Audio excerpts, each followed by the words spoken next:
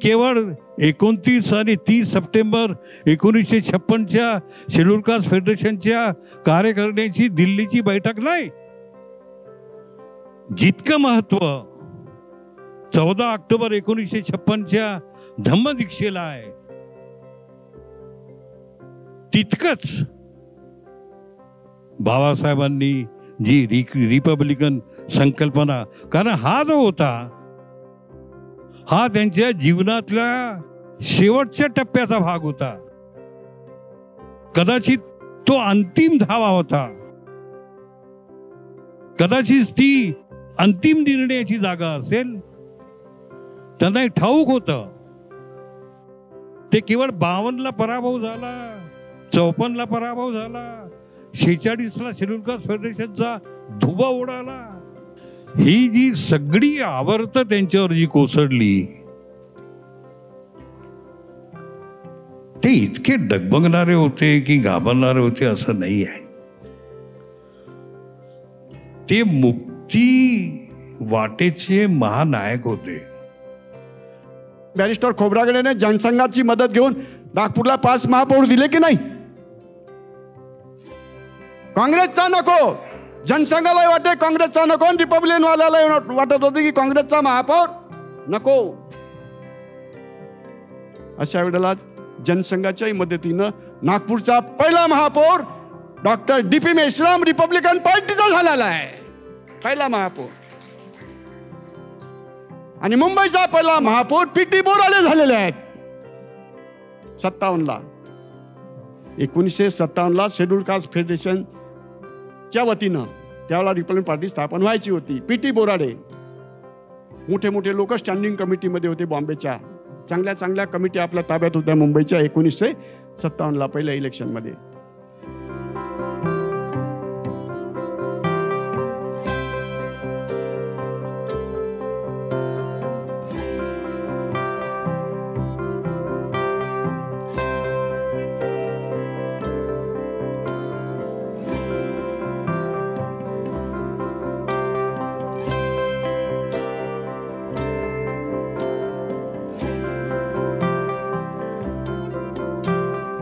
मित्रांनो, मैत्रिणींनो, आज आपण या ठिकाणी सर्व मिळून रिपब्लिकन विचार परिषदेत रिपब्लिकन विचारांवर बोलणार आहोत, जेणेकरून आपल्याला डॉक्टर बाबासाहेब आंबेडकरांच्या रिपब्लिकन पार्टी ऑफ इंडियाला जी मरगळ लागलेली आहे, जे त्यांच्याविषयी गैरसमज, त्या पार्टीविषयी गैरसमज पसरवण्यात येतात, जे रिपब्लिकनविषयी गैरसमज पसरवण्यात येतात, ते कुठेतरी झटकून आपल्याला पुन्हा एक दिलाने काम करायचं आहे. आणि त्यासाठीच ही आजची रिपब्लिकन विचार परिषद या ठिकाणी आयोजित करण्यात आलेली आहे. एकदम सहमत ताई. कारण असं आहे की आपण हा शब्द वापरला मरगळ, ही वस्तुस्थिती आहे. बऱ्याच लोकांच्या मनामध्ये अजूनही संभ्रम आहेत, जेव्हा की सूर्यप्रकाशा इतकं बाबासाहेबांचं वाक्य आहे, कोटिंग्ज आहेत, पण भ्रमित झालेले आहेत लोक. बऱ्याच लोकांना त्या भ्रमातून काढण्याचा आम्ही प्रयत्न केला. हर्षवर्धन ढोके आणि त्यांच्या टीमनं रात्र मेहनत केली, तब्येतीची त्यांना पर्वा नाही, काही नाही. याच्यासाठी 2 ओळी मी सांगू इच्छितो की आजच्या लोकांची भ्रमित अवस्था, जे इथं येतात कधी आणि जातात कधी काही कळत नाही. निकाल लाया हूँ एक पिंजरे से एक परिंदा, निकाल लाया हूँ एक पिंजरे से एक परिंदा, अब इस परिंदे के दिल से पिंजरा निकालना है. हेच काम आपल्याला करायचं आहे की इस परिंदे के दिल से अभी हमको पिंजरा निकालना है. त्यांचा भ्रम आपल्याला दूर करायचा आहे, त्याच्यासाठी ही परिषद आहे. माननीय हर्षवर्धन ढोके सर यांच्या दूरदृष्टी आणि अथक प्रयत्नांतून साकार झालेले द रिपब्लिकन हे एक राजकीय संघटन 13-14 वर्षांपूर्वी उदयास आले. डॉक्टर बाबासाहेब आंबेडकरांच्या खंडांचा अभ्यास करून समाजातील दुःख केवळ बाबासाहेबांनी स्थापित केलेल्या संघटनाच दूर करू शकतात असे त्यांनी ताडले. आणि म्हणून RPI, समता सैनिक दल आणि दी बुद्धिस्ट सोसायटी ऑफ इंडियाचा प्रचार प्रसार करण्यासाठी द रिपब्लिकन ही संघटना स्थापन केली. आपले राजकीय अस्तित्व निर्माण करायचे असेल तर केवळ डॉक्टर बाबासाहेब आंबेडकर यांनी सांगितले तेवढेच केले पाहिजे. वंचित, बहुजन, दलित, मूलनिवासी अशा इन्सल्टिंग आयडेंटिटी नाकारून केवळ रिपब्लिकन संकल्पनेवर भर दिला पाहिजे हे ओळखून त्यांनी काम करणे सुरू केले. संघटनेच्या कामाची सुरुवात त्यांनी RPI नेत्यांच्या सभांमध्ये समता सैनिक दलाचे दंडे चालवून केली. म्हणजे RPIच्या नेत्यांना एकत्र आणण्यासाठी प्रयत्न करणारी ही संघटना आहे. द रिपब्लिकनच्या टीमच्या सगळ्या सभासदांना या 4 ओळी मी म्हणू इच्छितो. त्यांच्यामध्ये जी स्फूर्ती आहे, जी एनर्जी आहे की जो खो गया उसके लिए रोया नहीं करते, जो खो गया उसके लिए रोया नहीं करते, और जो पा लिया उसे खोया नहीं करते. उनके ही सितारे चमकते हैं यारो, जो मजबूरियों का रोना रोया नहीं करते. राजा ने कहा रात है, रानी ने कहा रात है, मंत्री ने कहा रात है, संतरी ने कहा रात है, सबने कहा रात है, ये अभी सुबह सुबह की बात है. तर असं हुकुमशाहीसारखं म्हणजे एखाद्या राजाने म्हणावं आणि सगळ्या प्रजेनी त्या मागे माना डोलवाव्या असं जे एकूण अस्थिर वातावरण झालेलं आहे, अशा वातावरणामध्ये the Republican Party of India स्थापन करण्याचं एक आशावादी वातावरण घेऊन येत आहे, ज्याची सगळ्यांना प्रतीक्षा आहे. जिथे सगळे अल्पसंख्याक समूह भयग्रस्त झालेले आहेत, जे पर्यायाच्या शोधात आहे की आता काय करायचं, आणि सगळ्यांच्या मनामध्ये आहे रिपब्लिकन पार्टी ऑफ इंडिया स्थापन करायचा आहे, जो बाबासाहेब आंबेडकरांना अभिप्रेत आहे, जो अजूनपर्यंत स्थापन झालेला नाही असं सगळ्यांना वाटतं. तो स्थापन करण्याचं एक स्वप्न घेऊन द रिपब्लिकन गेल्या 12-13 वर्षांपासनं झटत आहे, काम करत आहे. मधल्या काळात काहीसा खंड पडलेला असेल, पण स्वप्न काही तुटलेलं नव्हतं, ते आहे, ते कायम आहे. म्हणून आज ही रिपब्लिकन विचार परिषद इथे आहे, आयोजित आहे आपल्यापुढे. आज शहरात अनेक कार्यक्रम असल्यामुळे आपल्यासमोर थोडीशी गर्दी कमी होत दिसत असेल, पण इथे तेच लोक आलेले आहेत ज्यांना पर्याय हवा आहे, ज्यांना वाटतं काहीतरी झालं पाहिजे, रिपब्लिकन पार्टी ऑफ इंडिया उभी झाली पाहिजे असं ज्यांना मनापासून वाटतं. त्यांनी त्या इतर कार्यक्रमांना थोडंसं बाजूला ठेवून आपल्या कार्यक्रमाचं महत्त्व, या आपल्या वेळेचं महत्त्व त्यांनी इकडे दिलं आणि ते इथे आलेले आहेत. त्या सगळ्यांचं मी मनापासून स्वागत करते. मित्रहो, डॉक्टर बाबासाहेब आंबेडकरांनी रिपब्लिकन पार्टी स्थापन करण्याचं आवाहन कधीच कुठल्या नेत्यांना केलं नाही, ते जनतेला केलं, ते लोकांना केलं. Appeal to the people to form Republican Party of India असं खुलं पत्र त्यांनी लिहिलेलं आहे, ज्याला आपण प्रकटपत्रही म्हणतो. त्या प्रकटपत्रात त्यांनी जनतेला आवाहन केलं की रिपब्लिकन पार्टी ऑफ इंडिया स्थापन करायची आहे. त्याची ध्येय धोरणं त्यांनी त्या खुल्या पत्रात अंतर्भूत केलेली आहेत. समता, स्वातंत्र्य, बंधुत्व आणि न्याय या चतुसूत्रीवर आधारित तो रिपब्लिकन पक्ष असेल असं त्यांनी त्या खुल्या पत्रात अंतर्भूत केलेलं आहे. त्या संदर्भातली देशातील काही नेत्यांना त्यांनी त्याच्याशी त्या संदर्भात चर्चा केली होती, तशी पत्र पाठवली होती, पत्रव्यवहार केलेला होता. त्यांना रिपब्लिकन पार्टी ऑफ इंडिया स्थापन करायची होती. त्याचं पुढचं पाऊल उचलताना त्या संदर्भात त्यांनी रिपब्लिकन पार्टी ऑफ इंडियाची घटना देखील तयार केलेली होती. आणि त्याचं पुढचं पाऊल उचलताना त्यांनी त्यांच्या दिल्लीतल्या अलीपूरच्या बंगल्यामध्ये शेड्यूल कास्ट फेडरेशनची मीटिंग बोलवली, CECची, आणि त्यात त्यांनी सांगितलं की मला रिपब्लिकन पार्टी ऑफ इंडिया स्थापन करायची आहे. तसा ठराव त्या मीटिंगमध्ये झाला. तिथे त्यांनी सांगितलं की रिपब्लिकन पार्टी ऑफ इंडियाची मी घटना तयार केलेली आहे. नंतर जेव्हा 13 ऑक्टोबरला बाबासाहेब दीक्षाभूमीवर आले, 14 ऑक्टोबरला पवित्र दीक्षाभूमीवर त्यांच्या दीक्षेचा सोहळा होता, आणि 13 ऑक्टोबरला जेव्हा पत्रकारांशी बोलताना त्यांनी सांगितलं की मी जरी धम्माचं इथे प्रवर्तन होणार आहे, तरीही 13 तारखेला जेव्हा त्यांना पत्रकार भेटले तेव्हा त्यांनी सांगितलं की रिपब्लिकन पार्टी ऑफ इंडियाची मी स्थापना करणार आहे. मी माझं धम्माचं कार्य सुरू ठेवत असतानाच मला माझी राजकीय चळवळ रिपब्लिकन पार्टी ऑफ इंडिया या नावानं अधिक तीव्र करायची आहे. माझी घटना देखील तयार आहे. त्यानंतर 2च महिन्यात बाबासाहेबांचं निधन झालं, महाप्रयाण झालं, आणि 3 ऑक्टोबर नंतर वर्धापन दिवस जो पहिला आला, 3 ऑक्टोबर 1957ला या पवित्र दीक्षाभूमीवर रिपब्लिकन पार्टी ऑफ इंडिया स्थापन करत असल्याची घोषणा नेत्यांनी केली. माझ्या दृष्टीने यात 2 महत्त्वाच्या चुका ह्या झाल्या की बाबासाहेबांनी घोषणा केल्यानंतर आणि नंतर सार्वत्रिक निवडणुका ज्या काळात आल्या त्या जर रिपब्लिकन पार्टी ऑफ इंडियाचा ठराव झालेला होता तर त्या रिपब्लिकन पार्टी ऑफ इंडिया या नावाने लढायला हव्या होत्या, पण त्या तशा झाल्या नाहीत. त्या शेड्यूल कास्ट फेडरेशन या नावाने लढण्यात आल्या. आणि दुसरं म्हणजे रिपब्लिकन पार्टी ऑफ इंडियाची घोषणा ही दीक्षाभूमीवरून करण्यात आली. या 2 गोष्टींमुळे काय झालं की रिपब्लिकन पार्टी ऑफ इंडिया हा एका फक्त जाती समूहाचा पक्ष आहे अशी जनमानसामध्ये भूमिका गेली आणि तो फक्त एका जातीचा, एका वर्गाचा पक्ष होऊन बसला. बाबासाहेबांचं जे स्वप्न होतं की एक सर्वसमावेशक रिपब्लिकन पार्टी आपण स्थापन केली पाहिजे. मी इथून सुरुवात करतो आपल्या भाषणाला. त्याच्या मागचं तुम्हाला सर्व माहिती आहे. त्याच्यामुळे पुन्हा त्याचं पुनरुच्चार करण्याची गरज नाही. बाबासाहेबांच्या डोक्यामध्ये रिपब्लिकन पार्टी निर्माण करावी किंवा सर्वसमावेशक गरीब लोकांची पार्टी, जे उपेक्षित आहेत त्यांची पार्टी, सर्वहारा लोकांची पार्टी, श्रमिकांची पार्टी आणि जे अंडर प्रिव्हिलेज्ड आहेत, अंडर प्रिव्हिलेज म्हणजे जे वंचित आहेत अशा लोकांची पार्टी आपण स्थापन केली पाहिजे. आणि आता जातीवर आधारित पार्टीला या देशामध्ये मला फार जास्त स्थान दिसत नाही किंवा जातीय आधारावरती पार्टी स्थापन करणे योग्य होणार नाही. आपल्याला सर्वसमावेशक पार्टीच आपल्याला स्थापन करावी लागेल. हा विचार त्यांच्या मनामध्ये 1951 पासून सतत घोळत होता.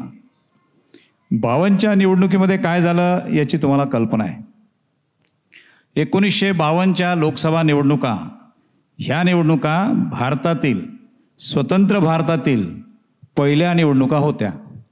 आणि पहिल्या निवडणुका असल्यामुळे संपूर्ण जगाचं लक्ष या निवडणुकांकडे लागलेलं होतं. फक्त भारताचं नाही, संपूर्ण जगाचं लक्ष या निवडणुकीकडे लागलं होतं. आणि या निवडणुकीमध्ये ज्या महामानवाने भारताची राज्यघटना लिहिली त्याचा किती सन्मान झाला किंवा झाला नाही आणि तो कोणी केला, याला कोण जबाबदार होतं, याची सगळी चिरफाड या 1952च्या निवडणुकीनंतर झालेली आहे. काँग्रेस पक्षाने त्यांना म्हणजे डॉक्टर बाबासाहेबांना निवडून येऊ दिलं नाही असं म्हणायला हरकत नाही. सर्वच लोक एकवटले, काँग्रेसचे लोक तर एकवटले, पण ज्या समाजवादी पक्षावर बाबासाहेबांचा मोठा विश्वास होता राम मनोहर लोहियामुळे, त्या समाजवादी पक्षाने देखील त्यांना दगा दिला. श्रीपाद अमृत डांगे यांनी त्यांना दगा दिला आणि 52मध्ये बाबासाहेबांचा पराभव झाला. अर्थातच हा पराभव बाबासाहेबांच्या जिवारी लागला, परंतु तो त्यांनी पचवला आणि पचवून पुन्हा 54 साली त्यांनी जी फेरनिवडणूक झाली, बाय इलेक्शन, त्यामध्ये त्यांनी सहभाग घेतला आणि त्याही ठिकाणी बाबासाहेबांचा पराभव झाला. या सर्व गोष्टीच्या पार्श्वभूमीवर बाबासाहेबांनी ठरवलं की आपल्याला आता सर्वसमावेशक, सर्व म्हणजे जाती आणि धर्मविरहित, परंतु सर्व समाजातील सर्व समूहांची, सर्व घटकांची, श्रमिकांची, कामगारांची, शेतकऱ्यांची आणि वंचितांची म्हणजे अंडर प्रिव्हिलेज लोकांची एक राजकीय पक्ष आपल्याला स्थापन करणं गरजेचं आहे. आणि म्हणून त्यांनी 1951 पासनं सुरुवात केली आणि ती सुरुवात त्यांनी राम मनोहर लोहियापासूनच केली की राम मनोहर लोहियांशी चर्चा करावी आणि त्यांच्यासोबत बसून एक राजकीय पक्ष निर्माण करावा. 1951ला बाबासाहेबांनी राम मनोहर लोहिया यांना, जेव्हा राम मनोहर लोहिया हैदराबादला होते, हैदराबादला ते असताना त्यांना मिटिंगचं निमंत्रण धाडलं. जर राम मनोहर लोहिया यांना येणं शक्य नव्हतं तर त्यांनी बाबासाहेबांना हैदराबादला बोलवायला पाहिजे होतं असं माझं मत आहे. परंतु तसं काही घडलं नाही. राम मनोहर लोहिया यांनी बाबासाहेबांना सांगितलं की बाबासाहेब तुम्ही आपल्या तब्येतीकडे लक्ष द्या आणि असं म्हणून त्यांनी ती वेळ मारून दिली. त्यानंतर बाबासाहेबांनी जवळजवळ 5 वर्ष वाट पाहिली. या 5 वर्षामध्ये ते अन्य लोक जे त्यावेळी काँग्रेसच्या विरोधामध्ये असलेली मोठी मोठी नावं होती. त्याच्यामध्ये एस एम जोशी किंवा जयप्रकाश नारायण आणि समाजवादी इतरही होते. अशा सर्व लोकांशी त्यांनी चर्चा करत राहिले ते. आणि पुन्हा एकदा शेवटी बाबासाहेबांनी राम मनोहर लोहिया यांना सांगितलं की जर तुम्हाला ते जमत नसेल तर एकदा तुम्ही माझ्याकडे या. आणि दिल्लीला त्यांना विनंती केली.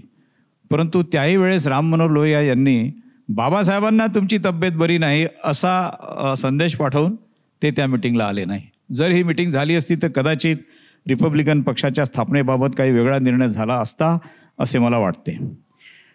आणि म्हणून बाबासाहेबांची जी इच्छा होती की जातीय लेबल सोडून, जातीय त्याला कुठलंही लेबल न लावता सर्वसमावेशक अशी जी पार्टी तयार होईल, या पार्टीमध्ये सर्वच लोक राहतील जे सर्व काँग्रेस विरोधी असतील. बाबासाहेबांच्या या आयडियामध्ये की रिपब्लिकन पार्टी जी आपल्याला स्थापित करायची आहे त्याच्यामध्ये त्यावेळेसचे त्यांचे सहकारी जे होते त्या सर्वांना एकत्र घेऊन त्यांनी एक संभाव्य टीम तयार केली होती. ती मी संभाव्य हा शब्द यासाठी वापरतो की टीम अंतिमतः तयारच होऊ शकली नाही.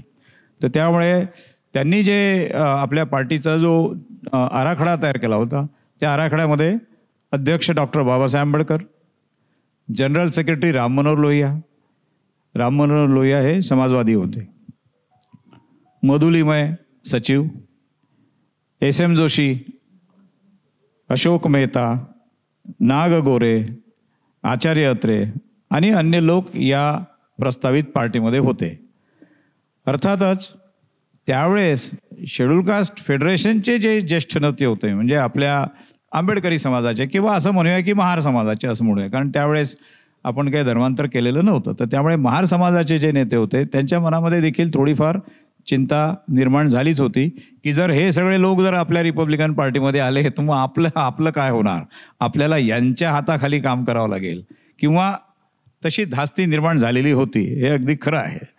आणि म्हणून मग बाबासाहेब आंबेडकरांनी अशा प्रकारची आपल्या रिपब्लिकन पार्टीची रचना केली आणि तेवढ्यातच मग धम्मदीक्षा घेण्याचा जो हे आला प्रस्ताव आला आणि धम्मदीक्षा आपली झाली 14 ऑक्टोबरला. आणि त्यानंतर केवळ 7 आठवड्यातच बाबासाहेबांचं निधन झालं. आणि अशा रीतीनं तो पार्टी स्थापन करण्याचा जो प्रस्ताव होता तो राहिला. परंतु आता या ठिकाणी जे आपल्याला सांगायचं आहे की रिपब्लिकन विचार परिषद म्हणजे रिपब्लिकन विचार काय. आता बाबासाहेबांना जी पार्टी अपेक्षित होती ती बाबासाहेब स्वतः स्थापित करू शकले नाही, परंतु त्यांच्या अनुयायांनी मात्र अनेक मिटिंगा घेतल्या, नागपूरला घेतल्या, नाशिकला घेतल्या, मुंबईला घेतल्या आणि 57 साली ती पार्टी स्थापन केली. मग त्या पार्टीचं काय झालं याचा पूर्ण इतिहास तुम्हाला माहिती आहे, त्यामुळे त्याच्यामध्ये आता आपण वेळ घालवू नये.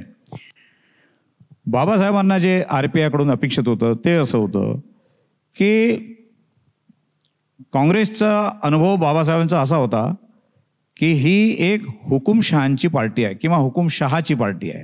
आता हुकुमशहा कोण तर नेहरू. काँग्रेस पक्षामध्ये नेहरू आणि गांधी हे दोनच लोक सर्वेसर्वा होते. एक प्रकारे वैचारिक जे अधिष्ठान होतं किंवा आध्यात्मिक अधिष्ठान होतं, आपण ज्याला अधिष्ठान म्हणतो पॉप्युलर लँग्वेजमध्ये, तर ते अधिष्ठान महात्मा गांधींनी दिलं. आणि नेहरू जे होते यांना ते म्हणजे देशाची अर्थव्यवस्था, देशाचं प्रशासन आणि इतर गोष्टी या बाबतीमध्ये त्यांना त्याचा तज्ज्ञ मानले जात होते. आणि अशा स्थितीमध्ये ते हळूहळू हुकुमशाहीकडे वळत आहेत असं बाबासाहेबांना वाटलं. आणि म्हणून बाबासाहेब म्हणतात की रिपब्लिकन पार्टी म्हणजे हुकुमशाहीकडे जाणाऱ्या शक्तीला रोखणारी पार्टी असेल, हुकुमशाहीकडे जाणाऱ्या पार्टीला रोखणारी पार्टी असेल. आजचा जो म्हणजे आजची जी परिस्थिती आहे या परिस्थितीमध्ये अगदी बाबासाहेबांचे शब्द तंतोतंत लागू पडतात. आणि ते असे की आता देखील हुकुमशाहीकडे जाणारी पार्टी आपल्या देशामध्ये आलेली आहे आणि ती हुकुमशाहीकडे एवढ्या तीव्र गतीनं चालली आहे की एका पाठोपाठ एक निर्णय ते घेत आहेत वेगवेगळ्या क्षेत्रामध्ये. आणि आपण हतबल आहोत, काही करू शकत नाही, कारण प्रमुख विरोधी पार्टी ही देखील कमजोर झालेली आहे, तिच्यामध्ये तेवढी ताकद नाही आणि त्यामुळे ती काही विरोध त्या पद्धतीनं करू शकत नाही.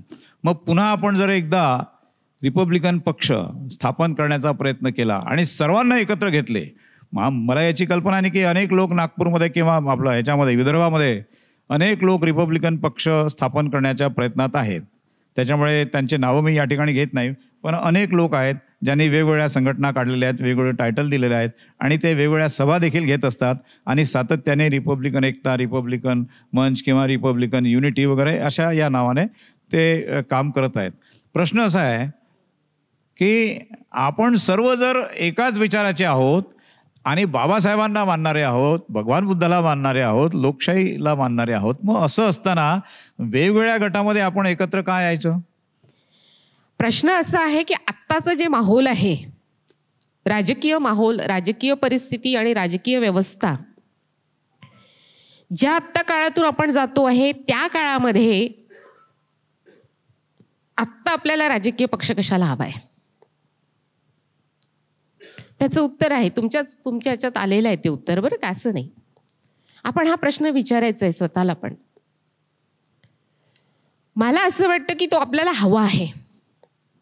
म्हणजे माझं उत्तर की आम्हाला असा राजकीय पक्ष हवा आहे जो आम्हाला, बाबासाहेबांना अभिप्रेत असणारा जो राजकीय पक्ष होता तो आम्हाला अद्यापही आम्हाला मिळालेला नाही आहे.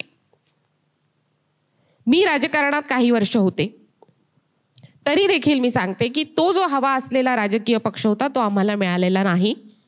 आणि सद्य परिस्थितीमध्ये आपण जे पाहतो आहोत, राजकारणाची जी काही शकले झालेली आहेत, ती छिन्न भिन्नता आपण जी बघतो आहे, जी तुकड्या तुकड्यांमध्ये झालेली आहे, अतिशय अपरिमित हानी, म्हणजे राजकारणाची जी हानी झाली आहे त्याच्यामुळे आपली सामाजिक, कारण आपल्याकडे बघा, लक्षात घ्या, आपल्याकडे असं सुटं नाही बघता येणार. तुम्ही असं सुटं नका. म्हणजे सामाजिक चळवळ वेगळी, राजकीय चळवळ वेगळी, आपली धम्माची चळवळ वेगळी, आर्थिक चळवळ वेगळी. आपल्या चळवळीकडे असं बघू नका, बघायचं नाही. आपल्या चळवळी या सगळ्या एकमेकांवर अवलंबून असणाऱ्या चळवळी आहेत. म्हणजे सामाजिक चळवळीचं मध्ये काही कमी जास्त झालं त्याचे परिणाम आपल्याला लगेच राजकीय चळवळीत बघायला मिळतात. राजकीय चळवळ जर परिपक्व जर नसेल झाली तर त्याचे परिणाम लगेच दुर्गामी आपल्याला सामाजिक चळवळीमध्ये बघायला मिळतात. इकडे मग आपल्याला आर्थिक चळवळीमध्ये पण त्याचे काही पडसाद उमटतात आणि तिकडे आपल्याला धम्म चळवळीमध्ये सुद्धा बऱ्याच गोष्टी आपल्याला दिसायला लागतात. त्यामुळे आपल्या चळवळींकडे बघताना या परस्परावलंबी चळवळी आहेत आणि त्या सगळ्यांची एकत्रित बांधणी करणं खूप गरजेचं आहे. बाबासाहेबांच्या सगळ्या चळवळींकडे जर आपण अभ्यासपूर्ण पाहिलं तर आपल्याला लक्षात येईल की बाबासाहेबांच्या चळवळीमध्ये या सगळ्या गोष्टी अंतर्भूत होत्या. एकाच वेळेला त्या सामाजिक चळवळी, त्यांची बांधणी, वेगवेगळे विषय, इथल्या प्रतिगामी व्यवस्थेला उत्तरं देण्यासाठी आखलेली रणनीती, स्ट्रॅटेजी, त्याच्यावरची चळवळ, बांधलेली चळवळ, त्याच वेळेला राजकीय चळवळीचा अजेंडा पुढे आणणं, त्याच वेळेला आपल्याला धम्मामध्ये आपला प्रवेश करून देणं आणि एक उन्नत अशी अवस्था आपल्या पुढे निर्माण करणं, एक उन्नत आयुष्याचं स्वप्न पूर्ण करण्यासाठी एक पायवाट आपल्यासमोर निर्माण करून देणं. आर्थिक चळवळीचा एक वेगळा विचार परत बाबासाहेब आपल्यासमोर त्याही वेळेला मांडत होते. अशा सगळ्या याच्यातनं बाबासाहेब त्या सगळ्या चळवळीचं एकत्रित असं एक मोठं आपल्यासमोर फलित आपल्यासमोर देऊ पाहत होते. पण आज आपण जे चित्र पाहतोय की आपल्या चळवळीबद्दल नाही, एकूणच राजकीय चळवळीवर, मग ते प्रस्थापितांच्या चळवळी असू द्या, त्या भांडवलदारांच्या हातातल्या चळवळी असू द्या, राजकीय चळवळी, त्या सगळ्याच चळवळींकडे जर आपण आत्ताच्या परिस्थितीमध्ये जर आपण पाहिलं तर आपल्याला लक्षात येईल आहे की आत्ता ज्याला राजकीय चळवळ वगैरे म्हणतात असं काही नाही आहे. आत्ता असणाऱ्या ज्या चळवळी आहेत त्या फक्त सत्ता हस्तगत करणे आणि त्या सत्तेच्या हस्तगत केल्यानंतर त्या सत्तेच्या द्वारे त्यांचे अजेंडे जे काही आहे ते राबविणे. म्हणजे उदाहरणार्थ जसं बाबासाहेब असं म्हणायचे की ब्राह्मणवाद आणि भांडवलशाही हे आपले दोन महत्त्वाचे शत्रू आहेत, असं बाबासाहेब म्हणत असत. आत्ता जी काही राजकीय परिस्थिती दिसतीये ती राजकीय परिस्थिती आज ब्राह्मणवादाच्या आणि भांडवलदारांच्या हातात आहे. आजचे जे सगळं राजकीय जे काही चालत आहे, जे राजकारण आजचं चालत आहे, जी काय आत्ता सत्ता जी काय आत्ता ज्यांच्या हातात आहे तीच मुळात ब्राह्मण आणि भांडवलदार यांच्या दोघांच्या साटेलोटातनं चालतीये. त्या दोघांचं अगदी खूप एकोप आहे भांडवलदार आणि ब्राह्मणवादाचा. म्हणजे हे दोन मोठे शत्रू जेव्हा बाबासाहेब आपल्यासमोर आणतात तेव्हा ते आत्ता सत्तेच्या रूपामध्ये ज्यांच्या हातात सत्ता आहे आणि ती आता सत्ता अशी बळकट झालेली आहे की तुमचा आणि माझा आवाज सुद्धा आता दूरपर्यंत जाणार नाही, असे वेगवेगळ्या गुंतागुंत आहेत, खूप मोठी गुंतागुंत आहे. अशा गुंतागुंतीच्या वातावरणात तुम्ही आम्ही आहोत आणि आम्हाला तोंड द्यायचे. मला खरं तर तुम्हा सगळ्यांचं या ठिकाणी कौतुक वाटते. हर्षवर्धन दादा, तुमच्या सगळ्यांचं. म्हणजे मी फार तुमचं नाव घेतलं म्हणजे बाकीच्यांवर अन्याय होईल असं पण मला कधी कधी वाटतं, कारण तुमच्यासोबत हे सगळेजण येतात आहे म्हणजे ते सगळे खूप महत्त्वाची सगळी लोक आहेत असं मला वाटतं. त्याच्यामुळे आपण सगळेजण जर हा विचार करत असू की जे काही सगळे गट तट जे काही झालेले असेल त्या सगळ्या पार्श्वभूमीवर इथला मी प्रामाणिकपणे सांगते, इथला प्रत्येक माणूस हा निराश झालेला आहे. प्रत्येक माणूस. आता बघा, याच्यामध्ये पण मी प्रत्येक माणूस म्हणत असताना मला अजून परत तुम्हाला सांगायचं आहे की आपण आता ज्या समाजामध्ये आहोत, जो बौद्ध समाज आपण ज्याला म्हणतो, त्या बौद्ध समाजामध्ये सुद्धा दोन गट पडलेली आहेत, वर्ग झालेले. गट म्हणण्यापेक्षा मी वर्ग म्हणते आता त्याला. एक आहेरेचा वर्ग आणि एक नाहेरेचा वर्ग. हे दोन वर्ग आहेत. खूप बारकाईने आपल्याला पक्ष उभा करायचा असेल, जर आपल्याला सक्सेसकडे जायचं असेल तर आपल्याला ह्या सगळ्या अडथळ्यांचा आणि गुंतागुंतीचा विचार करणं ही आपली अपरिहार्य गरज आहे. त्याचा विचार आपल्याला केलाच पाहिजे जर आपल्याला पुढे जायचं असेल तर. कारण आत्ताची राजनीती ही अगदी सरळ वगैरे अशी काही नाही आहे. खूप आमिषांचे वलय इथे आले आहे आणि म्हणून मी म्हणते की आहेरे आणि नाहिरेच्या वर्गात, आहेरेचा वर्ग कोण बौद्धांमधला, की ज्याला आरक्षणाने नोकऱ्या मिळालेल्या आहेत. माझ्या सकट मला पण मी प्राध्यापक झाली असेल, जो काही मी 3-3.5 लाखाचा पगार मी घेतला असेल तो मी केवळ आणि केवळ बाबासाहेबांमुळे घेतला. मला नसता मिळाला, मला आरक्षण मिळालं म्हणून मला मिळालं. त्यामुळे माझ्यासारखे डॉक्टर असतील, वकील असतील, जे आरक्षणाचे लाभार्थी आहेत त्यांचा एक आहेरेचा वर्ग तयार झाला आहे की त्यांच्याकडे सगळं आहे आत्ताच्या घडीला. पण हे आरक्षणाचा जो लाभ आहे, जो ज्यांच्यापर्यंत पोहोचलाच नाही, अद्यापही पोहोचलेला नाही, असा नाहिरेचा वर्ग हा जवळपास 80% आहे. कदाचित त्या टक्केवारीमध्ये कमी जास्त होईल, मी अगदी ढोबळमानाने टक्केवारी करते, पण तो 80% घरामध्ये नाहिरेचा वर्ग. मग त्याच्यात रिक्षा चालक आहे, ट्रकवाले आहेत, पाणठेलेवाले आहेत, कष्टकरी माणूस आहे, मजूर आहे, सगळे लोक आहेत. बाबासाहेबाच्या तत्वज्ञानाचे 3च तत्व आहेत, लिबर्टी, इक्वॅलिटी आणि फ्रॅटर्निटी. मग ते संविधानाचं तत्व असो, ते राजकीय तत्वज्ञान असो, ते सामाजिक तत्वज्ञान असो की धार्मिक तत्वज्ञान असो, संपूर्ण बाबासाहेब आंबेडकरांचं तत्वज्ञान फक्त 3च मूल्यांच्या भोवताल फिरत आहे. ते 3 मूल्य म्हणजे लिबर्टी, इक्वॅलिटी अँड फ्रॅटर्निटी. आणि रिपब्लिकन संकल्पना त्यावरतीच आधारित आहे. रिपब्लिकन संकल्पना जी आधारित आहे त्याचा जो बेस आहे तो लिबर्टी, इक्वॅलिटी अँड फ्रॅटर्निटी. म्हणून खुल्या पत्राचं जर तुम्ही प्रारूप जर वाचलं असेल, बाबासाहेब आंबेडकरांनी ब्ल्यूप्रिंट तयार केलेली होती. 13 ऑक्टोबरला दिलेल्या मुलाखतीमध्ये 56च्या बाबासाहेब लिहिलेलं आहे, रिपब्लिकन पक्षांची माझी घटना तयार आहे. त्यांना विचारलं होतं तुमच्या पक्षाचं काय नाव राहील, तुम्ही पक्ष काढणार आहात का, पत्रकारांनी, माडखोलकरांनी त्यावेळेला पत्र विचारलं होतं. 13 तारखेला मुलाखत इथे झाली आहे. 14ला धर्मांतराचा कार्यक्रम झाला. तेव्हा बाबासाहेबांनी त्यांना सांगितलं होतं, येस, माझ्या भावी पक्षाचा, निर्मित होणाऱ्या पक्षाचं नाव राहील the Republican Party of India. 4 नातू बाबासाहेबाचे वाटोळं करून राहिलं ना रिपब्लिकनचं. प्रकाश आंबेडकरात राष्ट्रीय नेतृत्वाचे गुण आहेत. करा त्यांनी प्रयत्न रिपब्लिकनच्या बांधणीचा. संपूर्ण भारतभर त्यांनी रिपब्लिकन पार्टी उभी करण्यासाठी धडपड का करू नये? करू शकतो. क्वालिटीज आहेत त्यांच्यात, राष्ट्रीय नेतृत्वाचे गुण आहेत. ते का होत नाही? आणि त्यामुळे दी रिपब्लिकनची जबाबदारी जास्त आहे. म्हणून रिपब्लिकन संकल्पनेचा जन्म देणारे जर कोण असतील ते परमपूज्य डॉक्टर बाबासाहेब आंबेडकर आहेत. 30 सप्टेंबर 1956ला शेड्यूल कास्ट फेडरेशनच्या एक्झिक्युटिव्हची बैठक बाबासाहेबांच्या दिल्लीच्या बंगल्यावरती झाली आणि तिथे ठराव नंबर 2 नुसार निर्णय घेण्यात आला की I am going to dissolve this schedule caste federation.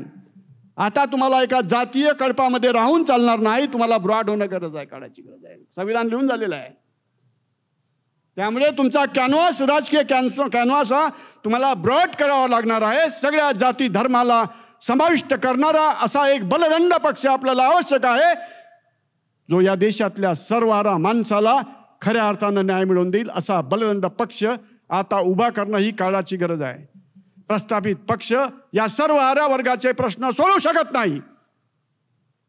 त्यावेळेला काही बीजेपी नव्हती, पण जनसंघ होता. काँग्रेस बलाढ्य पक्ष होता, कम्युनिस्ट पक्ष होता, समाजवादी पक्ष होता, सोशलिस्ट पार्टी होती. पण हे कोणतेही पक्ष तळागाळातल्या माणसाला न्याय देऊ शकणार नाही याची खात्री पटल्यावरती बाबासाहेब आंबेडकरांनी निर्णय घेतला की मला या देश पातळीवरती एक बलाढ्य पक्ष, जो काँग्रेसची जागोजागी प्रत्येक ठिकाणी नाकेबंदी करेल, एक विरोधी पक्ष, सशक्त विरोधी पक्ष म्हणून उभा राहील आणि हळूहळू तो या देशाचा सत्ताधारी पक्ष बनेल आणि खऱ्या अर्थानं या सर्व वर्गाला शासनकर्ती जमात बनवेल. यासाठी मला हा पक्ष निर्माण करायचा आहे. तरुणांची फळी ज्याच्याकडे आहे त्याचं भविष्य उज्ज्वल आहे. त्याच्यावर जीव ओढून टाकणारे त्यांचे तरुण साथीदार इथे आहेत आणि त्याच्यात आहे कॅपॅबिलिटी. मी पाहिलेलं आहे हर्षवर्धनमध्ये. बांधू शकतो. फक्त तुम्ही इथे जे बसलेले आहेत, आमचे किशोरजी गजबे साहेब प्रशासनिक क्षेत्रातल्या अत्युच्च पदावरती ते होते, पण तरी सुद्धा त्यांना रामटेकमध्ये मात दिली. एका कमी शिकलेल्या उमेदवारांनी त्यांना तिथे पराभूत केलेला आहे. म्हणून काँग्रेसही तुमची होईल की नाही याची काही गॅरंटी देता येत नाही. काँग्रेसने तिकीट दिलं आणि काँग्रेसनीच पुन्हा तिकीट नाकारलं आणि काँग्रेसने त्याला पहिल्या वेळेला पाळलंही. म्हणून आपल्या घरी आपण आपलं घर पहिले मजबूत केलं पाहिजे, करावं लागणार आहे.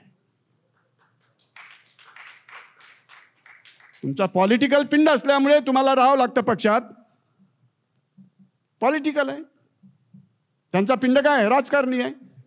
राजकारणाऱ्या सगळ्या गोष्टी कराव्या लागतात. उद्या दी रिपब्लिकनचा इम्पॅक्ट बीजेपी सोबतही होऊ शकते, काऊन नाही होऊ शकत? परिस्थिती जर जशी आली, what is possible in present moment. राजकारणात निर्णय घेताना what is possible in present moment हा विचार जास्त आपल्याला करावा लागतो. समजा 10 आमदार तुमचे महाराष्ट्रात आले, उद्या पार्टी तयार झाली आणि 10 आमदार निवडून आलेत.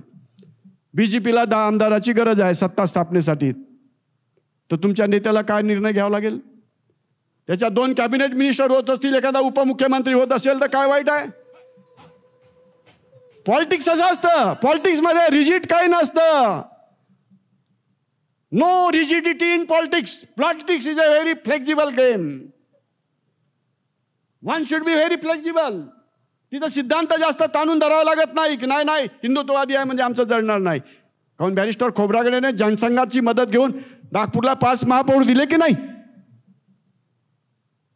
काँग्रेसचा नको, जनसंघालाही वाटे काँग्रेसचा नको, रिपब्लिकन वाल्यालाही वाटत होते की काँग्रेसचा महापौर नको. अशा वेळेला जनसंघाच्याही मदतीनं नागपूरचा पहिला महापौर डॉक्टर DP मेश्राम रिपब्लिकन पार्टीचा झालेला आहे, पहिला महापौर. आणि मुंबईचा पहिला महापौर PT बोराडे झालेले आहेत 57ला. 1957ला शेड्यूल कास्ट फेडरेशनच्या वतीनं त्यावेळेला रिपब्लिकन पार्टी स्थापन व्हायची होती. PT बोराडे मोठे लोक स्टँडिंग कमिटीमध्ये होते बॉम्बेच्या. चांगल्या कमिटी आपल्या ताब्यात होत्या मुंबईच्या 1957ला पहिल्या इलेक्शनमध्ये. आणि या पहिल्या इलेक्शनमध्ये नागपूरच्या महानगरपालिकेच्या जे 51ला महानगरपालिका स्थापन झाली आणि 52ला पहिलं महानगरपालिकेचं इलेक्शन झालं, तेव्हा बॅरिस्टर शेषराव वानखेडे हे पहिले महापौर झाले आणि उपमहापौर कोण होते? डॉक्टर DP मेश्राम होते उपमहापौर. आणि 62ला नंतर ते पहिले रिपब्लिकन पार्टी ऑफ इंडियाचे महापौर झाले doctor DP Meshram. This is history. History पाहिजे माहीत आपल्याला. हिस्ट्री माहीत असेल तर पुढचे पावलं चांगले पडतील. दुसरा रिपब्लिकन पार्टीचा महापौर नागपूरचा झाला तो सखाराम पंत मेश्राम, रिपब्लिकन पार्टीचा. 62च्या नंतर रिपब्लिकन पार्टी, 57 नंतर रिपब्लिकन पार्टी होती. 3 ऑक्टोबर 57ला रिपब्लिकन पार्टीची स्थापना याच नागपूरच्या दीक्षाभूमीवरती झाली होती. आणि त्या पार्टीच्या स्थापनेला 7 लाख लोक उपस्थित होते. जगातली अद्भुत पार्टी. त्या पार्टीचं नाव आहे रिपब्लिकन पार्टी ऑफ इंडिया. साधा आहे का रिपब्लिकन पार्टीचा कार्यकर्ता बनणं? गर्व पाहिजे तुम्हाला. काय लावलं? बहुजन बहुजन बहुजन. कुठून आणलं बहुजन? बहुजन हा शब्द डॉक्टर बाबासाहेब आंबेडकरांच्या लिटरेचरमध्ये नाही आहे. Governing class and survival class अशी लढाई आहे बाबासाहेबाच्या. What Congress and Gandhi have done for the untouchables या पुस्तकामध्ये. There is no mention of the Bahujan. चुकीच्या कन्सेप्टवरती आम्ही सगळ्या चळवळी उभ्या केल्यात आणि आता पतनाच्या मार्गाला आम्ही लागलेलो आहोत. त्याला कारण आहे की आम्ही नीट रिपब्लिकन समजून घेतलेला नाही. तुम्ही सुजान इथे बसलेले आहेत नागपूरचे रिपब्लिकनवरती प्रेम करणारे माझ्या समोर जे नागरिक आहेत हे अत्यंत सुजान आहेत, अभ्यासक आहेत, चिंतक आहेत. त्यांच्या पुढे मी बोलतो आहे, जबाबदारीनं बोलतो आहे. पण आमचं पतन जे झालं ते बहुजन आयडिओलॉजीमुळे झालं.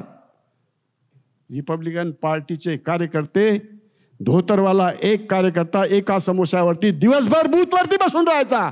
जेवढे मतदार यादीमध्ये तुमचे मतदान होते ते सगळे संपूर्ण 100% मतदान तुमचं व्हायचं. आणि म्हणून उत्तर नागपूरच्या बालेकिल्ल्यामधून सूर्यकांत डोंगरे आमदार झाले आणि उपसभापती झाले होते महाराष्ट्रात. मत फुटत नव्हते, डिवाइड होत नव्हते. आज सगळे डिवाइड होऊन राहिलेलं आहे. हे डिवायडेशन कसं थांबवावं हा प्रश्न आहे. गट-तट कसे मिटवावेत, भयानक मोठी समस्या आहे. सोपं नाही हर्षवर्धन. हे आव्हान जे स्वीकारलेलं आहे तू, हे सतीचं वाण आहे. फार मोठी कस लागणार आहे. काम सोपं नाही आहे. पण सभागृहात बसलेला इथला प्रत्येक रिपब्लिकन माणूस जर कामाला भिडला तर कठीणही नाही आहे. त्या निष्ठेने यावं लागेल. नुसतं ऐकून घरी जाऊन बसावं लागणार नाही तुम्हाला. चांगलं नेतृत्व उभरत असेल, पुढे येत असेल तर त्याला आपण पुरस्कृत केलं पाहिजे, त्याला आपण पाठिंबा दिला पाहिजे. त्याच्या मागे आपण ताठपणे, खंबीरपणे, ताकदीनिशी आपण उभं राहिलं पाहिजे. चांगल्या गोष्टीचं समर्थन का करत नाही? आपण केलं पाहिजे. आपण चांगल्या गोष्टीचं समर्थन न केल्यामुळे आज बदमाश लोकांचं फावलेलं आहे. बदमाशांची संख्या का वाढत चाललेली आहे आपल्या ह्याच्यात? आपण बोलतच नाही त्यांच्या बदमाशीबद्दल. त्यांच्या बदमाशीबद्दल न बोलल्यामुळे आज बदमाशांची संख्या तुमच्या समाजात जास्त वाढत चाललेली आहे. बोलावं लागेल, पुढाकार घ्यावा लागेल, समोर यावं लागेल. मगाशी निशाताईंनी भाषण केलं, मी ते भाषण कान देऊन ऐकलं. गेल्या कित्येक वर्षापासून आमचे 2 महाशत्रू ठरवण्यात आले, एक भांडवलशाही आणि एक ब्राह्मणशाही. पण आम्ही हे पार केलेले आहेत. किशोर गजभिये यांना फडणवीस समोर बसवा, he should be defeated in 5 minutes any other subject. 5 minute में ये फडणवीस को डिफीट कर सकते, इतने हम आगे बढ़ गए. यानी ब्राह्मणशाही को हमने हरा दिया है. आणि निशाताई शेंडेंचा जर पगार 3.5 लाख रुपये असेल तर आता भांडवलशाहीला आम्ही मागे पाडलेलं आहे. आता आमचे हे शत्रू नाही राहिले. आम्ही ना आमचे शत्रू आमच्या घरामध्ये जन्माला घातलेले आहेत. 19 गट समता सैनिक दलाचे नुसते नागपुरात आहे. भारतीय बौद्ध महासभेचे 3 गट आहेत. त्यापैकी 2 गट मी एकत्र करण्याचा प्रयत्न केला होता. आणि रिपब्लिकन पार्टी ऑफ इंडिया चे 52 गट आहे. आम्ही घरातच अजगर पोचले आहे. शेवटी मी एक छोटीशी गोष्ट सांगेल. जेव्हा महापरिनिर्वाणाला बुद्ध आले तेव्हा ते आनंदला म्हणतात का आज रात्री 3ऱ्या प्रहरी माझं महापरिनिर्वाण होणार आहे. आनंद आयुष्यभर त्यांच्यासोबत असतो, बाहेर जातो आणि रडतो. तथागत पाहतो माझ्यासोबत राहिलं. मी तर काही डायनासोरचं आयुष्य तर घेऊन आलो नाही, मृत्यूला तर जाणार आहे आज नाही तर उद्या. महापरिनिर्वाणानंतर द्रोण हा बुद्धाच्या अस्थीच्या विसर्जनाची विल्हेवाट लावतो, परंतु एक व्यक्ती आम्ही इतिहासातून गायब करून टाकला, तो म्हणजे महाकाश्यप, जो पहिल्यांदा बुद्धापासून दीक्षा घेतल्यानंतर तो परत कधी आला नाही. महापरिनिर्वाणानंतर पहिली जेव्हा परिषद झाली, त्या पहिल्या परिषदेचा जर कोणी अध्यक्ष होता तर तो महाकाश्यप होता. आनंद आणि उपाली बुद्धासोबत राहिल्यानंतरही दोघांवरही विश्वास महाकाश्यपनं ठेवला नाही. वचन नोंदवून घेतले आणि ते वचन नोंदवून घेण्याचं आणि प्रामाणिकतेनं सांगण्याचं काम उपाली आणि आनंदने केलं होतं. परंतु त्यावर जर कोणी कसोटी लावली होती तर ते होते महाकाश्यप. माझ्यासमोर बसलेल्या सर्व बंधू आणि भगिनींनो, तुम्ही माझ्यापेक्षा सिनियर आहात, तुम्हाला महाकाश्यप बनावं लागेल. मित्रांनो, समाजामध्ये आहेत महाकाश्यप, नंतर उपाली आणि आनंद आहेत, परंतु त्यांना कसोटी लावण्याची जबाबदारी आता आमच्यावर येऊन पडली आहे, तुमच्यावर येऊन पडली आहे. नेतृत्व जन्माला येत नाही. नेतृत्व कोण करेल, नेतृत्व तुम्हीच करणार आहे. आणि मी इथे कोणती रिपब्लिकन पार्टी ऑफ इंडिया नव्यानं काढायला नाही आलो आहे. बाबासाहेबांचीच रिपब्लिकन पार्टी ऑफ इंडिया उभी करायला आलो आहे पुन्हा. आम्ही कोणता गट काढणार नाही आहे. आणि गट एकत्र करणे ही जबाबदारी झाले ना. किती वर्ष कवाळे, आठवले, गवई किती वर्ष चालवा. नवीन पिढीला चान्स दिला पाहिजे. माझ्यापाशी यंग पोरं आहेत, यंग पोरं कॅडराईज झालेले मिशनरी पोरं आहेत, त्या सर्वांना संधी दिली पाहिजे. आदरणीय ॲडव्होकेट आवडेबाबू यांच्या दुःखात अंत त्यांचं निधन झालं नसतं तर रिपब्लिकन पक्षाची जी चळवळ आहे तिला एक सुंदर अशी आणि अत्यंत भक्कम अशी कलाटणी मिळाली असती. हा प्रसंग सांगताना एक प्रसंग माझ्या डोळ्यासमोर तरळला. कारण मी प्रारंभापासनं रिपब्लिकन पक्षाचा कार्यकर्ता आहे. आज जरी इथे व्याख्यान देताना तुम्ही मला पाहत असाल, मला तो दिवस आठवला की इंदोऱ्याचा एक 470 नावाचं एक ऑटो रिक्षा खूप प्रसिद्ध होता. तो ऑटो रिक्षा ड्रायव्हर शिवदास सुके, तो पण रिपब्लिकन पक्षाचा कार्यकर्ता होता. दिवसभर मला आवडेबाबूंच्या प्रचाराची जबाबदारी असायची. मी दिवसभर त्या ऑटोमध्ये बसून आवडेबाबूंना मत द्या हे सांगत अख्खं नागपूर पिंजून काढत असे. आणि ते सगळं दिवसभराचं काम संपवून सायंकाळी कमाल टाकी रोडवरच्या आलो छाया स्टुडिओच्या समोर आवडेबाबूंची सभा होती. तिथे येऊन आमची ऑटो रिक्षा थांबली. सभा सुरू होती. मी श्रोत्यांमध्ये उभा झालो. सभेच्या अध्यक्षस्थानी ॲडव्होकेट SM मेश्राम हे होते. तो प्रसंग आठवला की मी सुद्धा थोडासा विचलित होऊन जातो. मी श्रोत्यांमध्ये उभा होतो. संचलन करता माझ्या जवळ आला आणि मला म्हणाला की मेश्राम साहेबांनी म्हटलं की तू 5 मिनिटं बोल. मी दिवसभर तर प्रचार करतच होतो. मी तिथल्या फुटपाथवरच्या त्या प्रचार सभेला साक्षात आवडेबाबू होते, SM मेश्राम होते, हरिकिसन अग्रवाल होते आणि काही अजून लोक होते. 5 मिनिटं बोललो मी तिथे. परत श्रोत्यात उभा झालो. आवडेबाबूंनी मेश्रामांना सांगितलं की मी आता बोलतो कारण मला अजून दुसरी सभा आहे.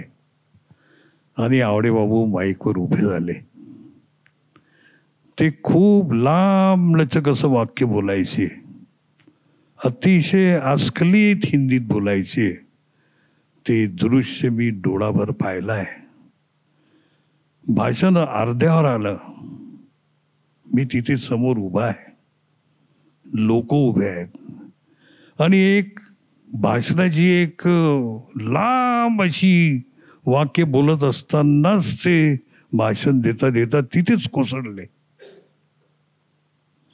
ते दृश्य मी माझ्या डोळ्याने पाहिलं आहे. ते एकदम कोसळले आणि सगळी सभा अशी स्तब्ध झाली. घेऊन गेले हॉस्पिटलला आणि दवाखान्यात नेत असतानाच ते मृत्यू झालेले होते. हा प्रसंग मला आठवला की मी तिथे हजर होतो, सामान्य कार्यकर्ता म्हणून ते दृश्य मी पाहिलं आहे. मी तुम्हाला भावात्मक करणार नाही आहे, पण एक अजून यांनी सांगितलं की रिपब्लिकन पक्षाचे 2-3च महापौर नाही, बरेच महापौर होते यार. सखाराम चहांदे महापौर होते, रामरतन जानोरकर महापौर होते, तेजराम सोमकुवर महापौर होते, बरेच महापौर होते. पण मला या रिपब्लिकन पक्षाचं एक वैशिष्ट्य आठवलं की सर्वसामान्य माणसाला सत्तेचा वाटा मिळू शकतो ही स्वप्न मनामध्ये पडणे, ही फार मोठी किमया रिपब्लिकन पक्षाने केली होती. आज सामान्य माणसाला सत्तेचा वाटा मिळावा हे स्वप्न कधी पडतच नाही, आणि स्वप्न पडत असतील तरी ती तिथल्या तिथेच मरून जातात, किंबहुना मारून टाकली जातात. कुसुमताई सोरदे कोण होती ती? कोण होता लक्ष्मण जनबंधू? दिवसभर रिक्षा चालवायचा. रिक्षा चालक, रिक्षा वाहणाऱ्या माणसाला मी कॉर्पोरेटर बनू शकतो ही स्वप्नपूर्ती होते, साधा नाही आहे रे, खरंच साधा नाही आहे. पण लक्ष्मण बंधू जनबंधू कॉर्पोरेटर झाला. कोण होता मधुकर मेश्राम? मिल वर्कर होता. कोण होते बाजीराव साखरे? आज ह्या नितीनराव जे आमदार आहेत त्याचे ते सासरे आहेत. कोण होते? मिल कामगार होते. कोण होते विनायकराव गेडाम? मिल वर्कर होते. कोण होते सच्चिदानंद मानके? प्राथमिक शाळा शिक्षक होते. कोण होते सोहनलाल तांबे? सफाई मजदूर होते. कोण होते सखाराम चहांदे? मिल मजूर होते. कोण होते तेजराम सोमकुवर? सोनार होते. कोण होते राजाराम दामले? शाळा संचालक होते. कोण होते हरदास बुर्णे? शाळा संचालक होते. अरे सामान्य माणसाची सत्ता प्राप्त करण्याची ही दुनिया होती. गाड्याला ॲडव्होकेट्स होते, परंतु सत्तेची वाटेकरी सामान्य माणसं व्हायची. ही जी किमया जी साधली होती, हा एक प्रात्यक्षिकाचा हा जो भाग आहे हा नेहमी दडवून ठेवला गेला. कोण होते ते हे सगळे गोष्टी? कोण होते? खेमचंद मणके कॉर्पोरेटर होते. अर्जनवीस होते कोर्टात. कोण होते ते? आपले सदानंद फुललेले सामान्य कार्यकर्ते होते. नंतर ते दीक्षाभूमीचे खूप मोठे झाले असतील. सामान्यच होते. कोण होते? नाना श्यामकुडे एक ट्रकचा मालक होता फक्त. नंतर तो काही बाबी झाल्या असतील. ह्या सगळ्या ज्या बाबी पाहतो आपण, आणि मिल वर्करचा तर जास्त जलवा होता. मित्रांनो, रिपब्लिकन पक्षाच्या स्थापनेची जी इत्तमभूत आपण ऐकली, याला थोडंसं अनेकदा असं वाटतं की याला थोडं वर न्यायला हवं.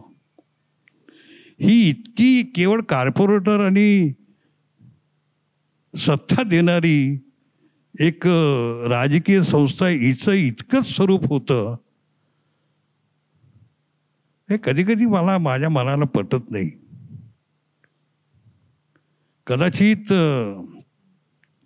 ती वास्तव्य तुम्हाला पटेलच असा माझा आग्रह पण नाही आहे, पण मी अत्यंत व्यवच्छेदक आणि केंद्रित मूलभूत जेव्हा चिंतन करायला लागतो तेव्हा बाबासाहेबांना आपण केवळ व्यक्तिपूजेच्या या भावनिकतेच्या अत्यंत टोकावरून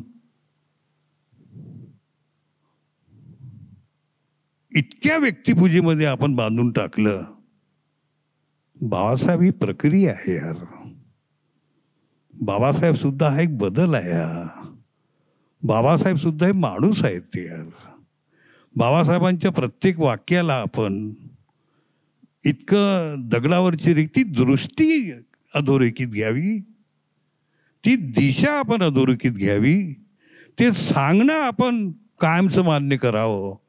प्रत्येक गोष्टीला आपण दगडावरची रेष या अर्थानं जेव्हा आपण घेऊन जातो. अरे पहिला पक्ष तर त्यांनी इंडिपेंडेंट लेबर पार्टी काढली, ती 1936ला काढली. तिला का त्यांना बंद करावं लागलं ती सांगायची आता वेळ नाही आहे. ती सुद्धा अत्यंत शोकात्मक असा इतिहास आहे. हे सगळे बदल बाबासाहेबांनी झेलत गेले.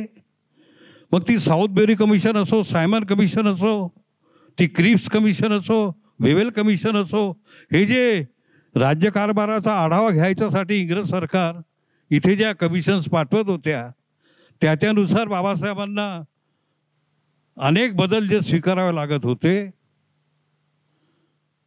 42ला त्यांनी शेड्यूल कास्ट फेडरेशन स्थापन केलं. 1956ला त्यांनी रिपब्लिकन पक्षाच्या स्थापनेचं आता मी ते स्वप्नच म्हणेन, पण ती तशी बांधणी न करता मला असं वाटतं की 1956ला त्यांनी 2 स्वप्न पाहिली होती. हे आपण अत्यंत गांभीर्यपूर्वक ही बाब आपण लक्षात घ्यायला हवी. ती केवळ 29 आणि 30 सप्टेंबर 1956च्या शेड्यूल कास्ट फेडरेशनच्या कार्यकारिणीची दिल्लीची बैठक नाही. जितकं महत्व 14 ऑक्टोबर 1956च्या धम्मदीक्षेला आहे, तितकंच बाबासाहेबांनी जी रिपब्लिकन संकल्पना, कारण हा जो होता हा त्यांच्या जीवनातल्या शेवटच्या टप्प्याचा भाग होता. कदाचित तो अंतिम धावा होता, कदाचित ती अंतिम निर्णयाची जागा असेल. त्यांना एक ठाऊक होतं ते केवळ 52ला पराभव झाला, 54ला पराभव झाला, 46ला शेड्यूल कास्ट फेडरेशनचा धुबा उडाला. ही जी सगळी आवर्त त्यांच्यावर जी कोसळली, ते इतके डगमगणारे होते की घाबरणारे होते असं नाही आहे. ते मुक्ती वाटेचे महानायक होते. जे व्यवस्थेने जे कष्टी, दुःखी, जखमी, संधीविहीन जी माणसं होती त्यांना या व्यवस्थेतून केवळ मुक्ती नाही तर संपूर्ण निदान कसं देता येईल हे बाबासाहेबांच्या चिंतनाचा गाभा होता. आणि तो गाभा व्यक्त करत असताना बुद्ध धर्माची निवड त्यांनी केली. त्याच वेळेस रिपब्लिकन पक्षाच्या स्थापनेचा जो निर्णय आहे त्या मुक्तिवाटेतला हा दुसरा अत्यंत महत्त्वाचा स्तंभ आहे. कारण त्यांना हे ठाऊक होतं की स्वातंत्र्याच्या आधी या देशातला माणूस हा प्रजा होता, स्वातंत्र्याच्या नंतर या देशातला माणूस हा लोक झाला, ज्याला तुम्ही we the people of India म्हणता. 26 जानेवारी 1950ला हा लोक नागरिक झाला. त्या दिवशी संविधान लागू झालं आणि 1952च्या पहिल्या निवडणुकीमध्ये हा नागरिक मतदार झाला. तर प्रजेपासनं सुरू झालेली ही प्रक्रिया, पहिल्यांदा तो लोक झाला, नंतर तो नागरिक झाला, नंतर तो मतदार झाला. ते नागरिक आणि मतदार या दोघांना घडवण्याची, मनं आणि माणसं घडवण्याची जी प्रक्रिया होती ती प्रक्रिया आणि त्या प्रक्रियेचं महत्त्व काँग्रेस समजू शकली नाही. द रिपब्लिकन या संघटनेद्वारे रिपब्लिकन विचार परिषदेचे आजच्या या कार्यक्रमाचे अध्यक्ष माननीय प्राध्यापक रणजित मेश्राम सर, प्रमुख वक्ते प्राध्यापक doctor N V Dhoke sir, advocate Kishor Gajbe, प्राध्यापक डॉक्टर निशा शेंडे आणि माननीय वंदना जीवने, आज या ठिकाणी रिपब्लिकन विचार परिषद या ठिकाणी संपन्न झालेली आहे. अनेक मान्यवरांनी आज या रिपब्लिकन पार्टी ऑफ इंडियाला कसं पुनर्स्थापित करावं या संदर्भात आपापले विचार या मान्यवरांनी त्यांचा जो अनुभव आहे तो अनुभव या ठिकाणी विशद केलेला आहे. आजच्या या कार्यक्रमाचे अध्यक्ष आदरणीय प्राध्यापक रणजित मेश्राम सर यांनी या रिपब्लिकन पक्षाचा इतिहास किती गौरवशाली होता आणि तो गौरवशाली इतिहास आम्हा नवीन पिढीला, नवीन तरुणांना सांगितला. तसेच या रिपब्लिकन पक्षाला एका नवीन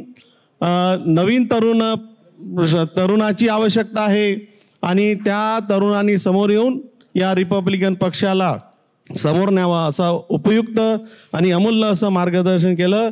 माननीय आदरणीय प्राध्यापक रणजित मेश्राम सर यांचं मी दी रिपब्लिकनच्या वतीने त्यांचा हार्दिक आभार करतो. त्यानंतर प्राध्यापक doctor N V Dhoke sir यांनी विस्तृत असं मार्गदर्शन या रिपब्लिकन पक्षाच्या बाबतीत आणि या रिपब्लिकन चळवळीच्या बाबतीत केलं. ते नेहमी सतत मार्गदर्शन करीत असतात. 2 ट्रेनिंग कॅम्प झाले, त्या दोन्ही ट्रेनिंग कॅम्पमध्ये मी होतो आणि त्यांनी असं विस्तृत मार्गदर्शन या ठिकाणी केलं आणि तरुणांनी पुढे यावं आणि या पक्षाला नवसंजीवनी द्यावी याबद्दल त्यांनी मार्गदर्शन केलं. त्याबद्दल प्राध्यापक doctor N V Dhoke sir यांचं मी रिपब्लिकनच्या वतीने हार्दिक आभार मानतो. ॲडव्होकेट किशोर गजबे सर यांनी राजकीय साक्षरता या विषयावरती अमूल्य असं मार्गदर्शन केलं आणि राजकीय साक्षरता ही आपल्याला अत्यंत आवश्यकता आहे याचं त्यांनी आपल्याला महत्त्व सांगितलं. त्याबद्दल ॲडव्होकेट किशोर गजबे सर यांचंसुद्धा मी रिपब्लिकनच्या वतीने आभार मानतो. प्राध्यापक डॉक्टर निशा शेंडेताई यासुद्धा अमरावतीहून आल्यात आणि त्यांनी अमूल्य असं मार्गदर्शन या रिपब्लिकन नको रे आणि असो रे असे नाही रे आणि होय रे असे 2 प्रकार त्यांनी या ठिकाणी सांगितलं. त्याबद्दलसुद्धा मी डॉक्टर निशाताई शेंडे यांचं मी या ठिकाणी आभार मानतो. या ठिकाणी माननीय वंदनाताई जीवने यांनीसुद्धा सुरुवातीला आपलं सुंदर असं मार्गदर्शन या रिपब्लिकन पक्षाच्या बाबतीत आणि reconstruction of Republican Party of इंडियाच्या बाबतीत असं मार्गदर्शन केलं. मी त्यांचंसुद्धा रिपब्लिकनच्या वतीने आभार मानतो.